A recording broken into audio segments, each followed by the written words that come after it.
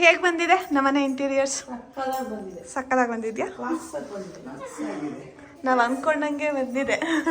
Struggle ನಾನು design ಎಲ್ಲ ನೋಡಿದ್ದೆ. ನಾನು ಸ್ಕೆಲಿಟನ್ ಎಲ್ಲ ಆಗಿತ್ತು ಫುಲ್ಲು. ನಾನು ಹೋಗ್ಬೇಕಾದ್ರೆ ಲ್ಯಾಮಿನೇಷನ್ನು ಸ್ವಲ್ಪ ಈ ಲೈಟಿಂಗ್ ಪಾರ್ಟ್ಸ್ ಮಾತ್ರ. ಫೈನಲಿ ನಮ್ಮ ಡ್ರೀಮ್ ಹೌಸ್ ರೆಡಿ ಇದೆ. ಕಂಪ್ಲೀಟ್ ಇಂಟೀರಿಯರ್ಸು ಮತ್ತು ಲೈಟಿಂಗ್ಸ್ ಪಾರ್ಟ್ ಎಲ್ಲ ಮುಗಿದಿದೆ. ಬಟ್ ಪೇಂಟಿಂಗ್ ಮಾತ್ರ ಒಂದು ಕೋಟ್ ಮಾಡಿಸಿದ್ವಿ. ಗೃಹ ಪ್ರವೇಶ ಆದಮೇಲೆ ಇನ್ನೊಂದು ಕೋಟ್ ಮಾಡಿಸೋಣ ಅಂತ. ಸೊ ತುಂಬ ಖುಷಿಯಾಗಿದೆ. ಕಂಪ್ಲೀಟ್ ವಿಡಿಯೋನ ಅಪ್ಲೋಡ್ ಮಾಡ್ತೀನಿ ಮನೆ ಗೃಹ ಪ್ರವೇಶದ್ದು. ಹಲೋ ಹಾಯ್ ನೈಸ್ ಎಲ್ಲ ಗುಡ್ ಜಾಬ್. ಸೂಪರಾಗಿ ಮಾಡ್ತಾ ಇದ್ದೀರಾ. ಹಂಗೆ ಮಾಡ್ತಾ ಇರಿ. ನನಗೆ ನನ್ನ ಮಗನಿಗೆ ತುಂಬ ರೆಸ್ಟ್ ಕೊಡಿ.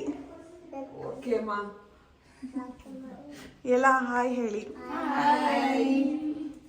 ಇಲ್ಲಿ ಯಾನ್ಶಿ ಇದೆ ಫುಲ್ ಡೆಕೋರೇಷನ್ದು ಏನೋ ವರ್ಕ್ ಎಲ್ಲ ಅವಳದೆ. ಮತ್ತೆ ಹಾಯ್ ಇವರು ನನ್ನ ಬ್ಲಾಗಲ್ಲಿ ಫಸ್ಟ್ ಟೈಮ್ ಕಾಣಿಸ್ಕೊತಾ ಇರೋದು ನಮ್ಮ ಬ್ರೋ ಹೇಮಂತ್ ಅಂತ ಹೇಳಿ. ಇವಳು ಅಷ್ಟೇ ಸಣ್ಣ ಫಸ್ಟ್ ಟೈಮ್ ಕಾಣಿಸ್ಕೊತಾ ಇರೋದು. ಮಮತಕ್ಕ ಇವರು ಎಲ್ಲ ಫಸ್ಟ್ ಟೈಮ್. ನಾನು ನೋಡಿಷ್ಟು ಮರ್ತೋಗ್ಬಿಟ್ಟೆ. ಅರ್ಚನಾ ಕೂಡ ಫಸ್ಟ್ ಟೈಮ್ ನಮ್ಮ ಬ್ಲಾಗಲ್ಲಿ.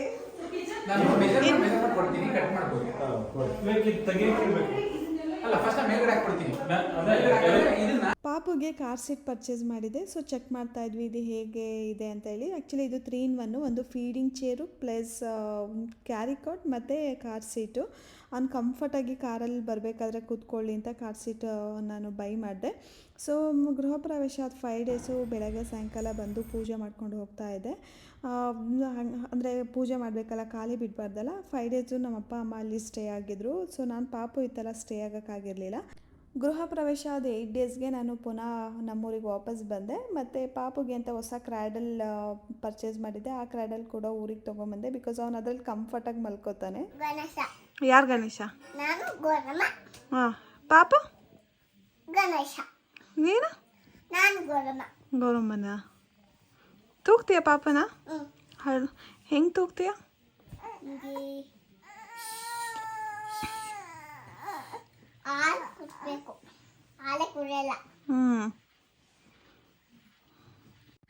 ಮತ್ತೆ ನವಂಬರ್ ಎಂಡಿಂಗ್ ಹಂಗೆ ಊರಿಗೆ ಹೋದ್ವಿ. ಸೊ ಬಂದಿದ್ದೆ ನವಂಬರ್ 5th ಹಂಗೆ ಊರಿಗೆ ಬಂದಿದ್ದೆ ಗೃಹ ಪ್ರವೇಶ ಮುಗಿಸ್ಕೊಂಡು. ಮತ್ತು ನವಂಬರ್ ಎಂಡಿಂಗಿಗೆ ರಿಜಿಸ್ಟ್ರೇಷನ್ದು ಸ್ವಲ್ಪ ಕೆಲಸ ಇತ್ತು. ಸೊ ಅದಕ್ಕೆ ಹೋದ್ವಿ. ಸೊ ಲಾಸ್ಟ್ ಟೈಮ್ ಹೋಗಬೇಕಾದ್ರೆ ದೇವಸ್ಥಾನಕ್ಕೆ, ನಮ್ಮೂರಲ್ಲಿರೋ ಆಂಜನೇಯ ಸ್ವಾಮಿ ದೇವಸ್ಥಾನಕ್ಕೆ ಹೋಗಿರಲಿಲ್ಲ. ಸೊ ಅದಕ್ಕೆ ಈ ಟೈಮ್ ಹೋಗಬೇಕಾದ್ರೆ ದೇವಸ್ಥಾನಕ್ಕೆ ಹೋಗಿ ಕುಂಕುಮಾರ್ಚನೆ ಮಾಡಿಸ್ಕೊಂಡು ಹೋದ್ವಿ. ಆ್ಯಕ್ಚುಲಿ ದೇವಸ್ಥಾನಕ್ಕೆ ಫಸ್ಟ್ ಟೈಮ್ ಅವನು ಕರ್ಕೊಂಡು ಹೋಗಿದ್ದಲ್ಲ. ಸೊ ಆ ಸೌಂಡ್, ಗಂಟೆ ಸೌಂಡಿಗೆಲ್ಲ, ಆ ಡ್ರಮ್ ಸೌಂಡಿಗೆಲ್ಲ ಅಳ್ತಾನೇನೋ ಅಂತ ಅಂದ್ಕೊಂಡಿದ್ದೆ. ಪಾಪ ಅವನು ಖುಷಿಯಿಂದ ನೋಡ್ತಾ ಇದ್ದ. ಇತ್ತೀಚೆಗೆ ನಮ್ಮ ವಿಯಾಂಶಿದು ಇದು ಫೇವ್ರೆಟ್ ಡ್ರೆಸ್ ಆಗಿದೆ. ಯಾವ ಫಂಕ್ಷನ್ಗೆ ಹೋಗಲಿ, ಯಾವ ದೇವಸ್ಥಾನಕ್ಕೆ ಹೋಗಲಿ ಈ ಡ್ರೆಸ್ ಹಾಕಬೇಕು. ಸೊ ನಿನ್ನೆ ಹಾಕಿದ್ರು, ಇವತ್ತು ಮತ್ತೆ ಅದೇ ಡ್ರೆಸ್ನ ಕೇಳ್ತಾಳೆ. ಎಲ್ಲಾದರೂ ಹೊರಟ್ರೆ ಅವಳಿಗೆ ಸಖತ್ ಇಷ್ಟ ಆಗಿದೆ. ಯಾಕೆಂದರೆ ಅದರಲ್ಲಿ ದುಪ್ಪಟ್ಟೆ ಎಲ್ಲ ಇದೆಯಲ್ಲ, ಅದಕ್ಕೆ ಈ ಡ್ರೆಸ್ ಹಾಕ್ಕೊಂಡಾಗ ದೇವಸ್ಥಾನದಲ್ಲಿ ಕೆಳಗಡೆ ಬಿದ್ದೆಲ್ಲ ನಮಸ್ಕಾರ ಮಾಡ್ಕೊಳ್ಳಲ್ಲ. ಬಿಕಾಸ್ ಡ್ರೆಸ್ ಎಲ್ಲ ಕೊಳೆ ಆಗುತ್ತೆ ಅಂತ ಅವಳು.